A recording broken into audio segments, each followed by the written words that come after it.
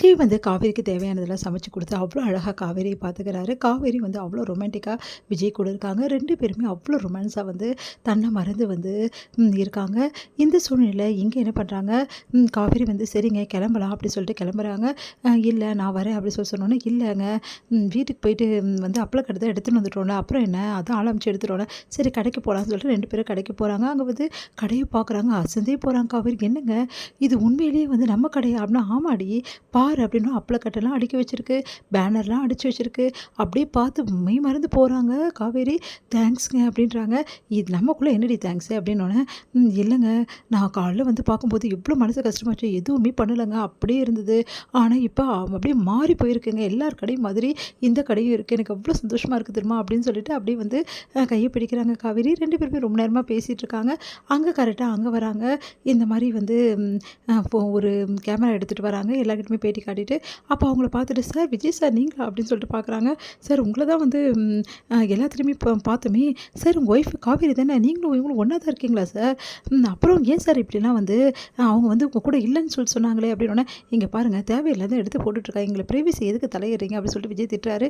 Sir என்ன sir நீங்கள் ஒரே ஒரு பேட்டி கொடுங்க சார் அப்படின்னா, அதெல்லாம் கொடுக்க முடியாதுங்க, அதான் பார்த்துட்டிங்களே கிளம்புங்க அப்படி சொன்னோன்னே, இப்போ என்ன பண்ணுறது, இதை வந்து கண்டிப்பாக டிவியில் வருமா அப்படின்னு சொல்லிட்டு காவேரி சொல்கிறாங்க. வந்தால் பார்த்துக்கலாம் காவேரி, நான் பார்த்துக்கிறேன், நீ கவலைப்படாத அப்படின்னோடனே அவங்க போயிடுறாங்க. அடுத்து வந்து இங்கே என்ன பண்ணுறாங்க, காவேரி ரொம்ப சந்தோஷமாக இருக்காங்க. இதை பார்த்துட்டு அவங்க அம்மா வந்து, என்னடி இவ்வளோ சந்தோஷமாக இருக்கா, எல்லாம் கடை திறந்துட்டாலாமா, அதாம்மா சந்தோஷமாக இருக்கா, என்ன தான் அந்த கடைக்கே வந்து கூட்டிகிட்டு போடி, இவளே எல்லாமே இழுத்து போட்டு செய்கிறா அப்படின்னு சொல்லிட்டு பேசிகிட்டு இருக்காங்க எல்லாரும். இங்கே வந்து காவேரி ரொம்ப சந்தோஷமாக வந்து யோசனை பண்ணிகிட்டு இருக்காங்க. நடந்த விஷயத்தை எல்லாத்தையுமே நினச்சி பார்க்குறாங்க. விஜய் கூட இருந்தது, அதுக்கப்புறம் வந்து ரொம்ப ரொமான்ஸாக இருந்தது, எல்லாத்தையும் நினச்சி பாருங்க. விஜய் ரொம்ப சந்தோஷமாக இருக்காரு. அதை பார்த்துட்டு தாத்தா வந்து, என்னப்பா என்ன விசேஷம் அப்படின்னு கேட்டோன்னே அப்படியே வந்து தாத்தாவை கொண்டாடுறாரு. தாத்தா எனக்கு எவ்வளோ சந்தோஷமாக இருக்குது தெரியுமா தாத்தா, இந்த சந்தோஷத்தை எப்படி நான் பகிர்ந்துக்க போகிறேனே தெரில தாத்தா அப்படின்னு சொல்லிட்டு பேசிகிட்டு இருக்காரு. தாத்தா நம்ம வீட்டுக்கு வாரிசு வரப்போகுது தாத்தா, காவேரி கர்ப்பமாக இருக்கா தாத்தா, இன்னும் சந்தோஷம் தாங்க முடியல தாத்தாக்கு, என்னப்பா சொல்கிற அப்படின்னோடனே, ஆமாம் தாத்தா எனக்கு அவ்வளோ சந்தோஷமாக இருக்குது தாத்தா, இந்த சந்தோஷத்துக்கு அளவே இல்லை தாத்தா அப்படின்னு சொல்லிட்டு தாத்தாவை கட்டி பிடிச்சிட்டு அப்படியே வந்து கலங்குறாரு விஜய். சரிப்பா காவேரிக்கு இதுக்கப்புறம் ஏன்ப்பா அங்கே இருக்கணும், நம்ம போய் கூட்டிகிட்டு வந்துடலாம்ப்பா அப்படின்னு சொன்னோன்னே, தாத்தா எப்படி தாத்தா கூட்டிகிட்டு வர முடியும், ஏன்ப்பா கூட்டிகிட்டு வர முடியாதா, இப்போ உடனே போய் இந்த விஷயத்த கண்டிப்பாக அவங்க அம்மா கிட்ட சொன்னால் காவேரி அவங்க அம்மா கண்டிப்பாக அமுச்சிடுவாங்கப்பா சாரதா அப்படின்னோடனே, கரெக்டு தாத்தா அவங்க அமுச்சிடுவாங்க தான், நான் இல்லைன்னு சொல்லலை, ஆனால் அவங்க சந்தோஷமாக அனுப்ப மாட்டாங்க தாத்தா, வேறு வழி இல்லாமல் அனுப்புவாங்க, அது வேணான்னு நினைக்கிறா காவேரி. காவேரி வந்து கௌரவமாக இங்கே வரணும்னு நினைக்கிறா தாத்தா, அதனால தான் அப்படின்னோடனே, சரிப்பா இந்த டைமில் அவளோட விருப்பம் தான் முக்கியம், எவ்வளோ பெரிய விஷயத்தை வந்து காவேரி நம்மளுக்காக வந்து கொடுத்துருக்கா, அவ்வளோ சந்தோஷத்தை அள்ளி கொடுத்துருக்காளே காவேரி அப்படி சொல்லிட்டு அவ்வளோ சந்தோஷப்பட்டு இருக்காரு.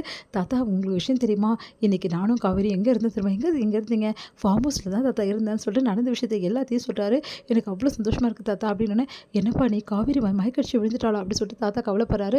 அதான் காவேரி கூட நான் இருந்தேனே தாத்தா அப்படின்னோடனே, சரிப்பா இப்போ காவேரியும் கர்ப்பமாக இருக்கா, அவளையும் சீக்கிரம் வீட்டுக்கு கூட்டின்னு வரணும், அதுக்கு இங்கே வெளியில் இங்கேருந்து போகணும், அதுக்கான ஏற்பாடு பண்ணுப்பா அப்படின்னோடனே, தாத்தா எல்லா ஏற்பாடும் நான் பண்ணிடுறேன் தாத்தா, சீக்கிரமாகவே வெளியில் இங்கேருந்து கிளம்பி தான் ஆகணும், வேறு வழியே கிடையாது, ஆனால் அவளை ரொம்ப நேரமாக காணும்ப்பா, அவள் எங்கே போனான்னு தெரில, அவளும் அவன் மாமாவும் எங்கேயோ வெளியே போயிருக்காங்க, ஆனால் அவங்க ஏதோ வந்து திட்டம் போடுற மாதிரி எனக்கு தோணுதுப்பா, எந்த திட்டமானதான் என்ன தாத்தா, எல்லாத்தையும் நான் முறியடிப்பேன் தாத்தா, யாரும் எதையுமே வந்து என்கிட்ட பண்ண முடியாது, இதுக்கப்புறம் நான் வெறும் விஜய் மட்டும் இல்லை தாத்தா, ஒரு அப்பாவும் தாத்தா, ஒரு அப்பா தான் குழந்தைக்காக என்ன வேணாலும் செய்வார், அதை தான் நான் செய்வேன் தாத்தா, என் பிள்ளையும் என் பொண்டாட்டியும் எனக்கு வேணும் தாத்தா, அதுக்காக எந்த எல்லைக்கு வேணாலும் போகிறதுக்கு நான் ரெடியாக இருக்கேன் தாத்தானோன்னே, ஸ்பிரிட்ரா சூப்பர்ரா, என் பேரன்றதை நிரூபிக்கிறடா, இனிமேட்டு எனக்கு கவலையே இல்லைடா, உன் முகத்தில் இருக்க அந்த டென்ஷன் குறைஞ்சிச்சுடா, எனக்கு அது போதும்டா அப்படின்னு சொல்லிட்டு கட்டி பிடிச்சிக்கிறார் தாத்தா. விஜயும் ரொம்ப சந்தோஷப்படுறாரு.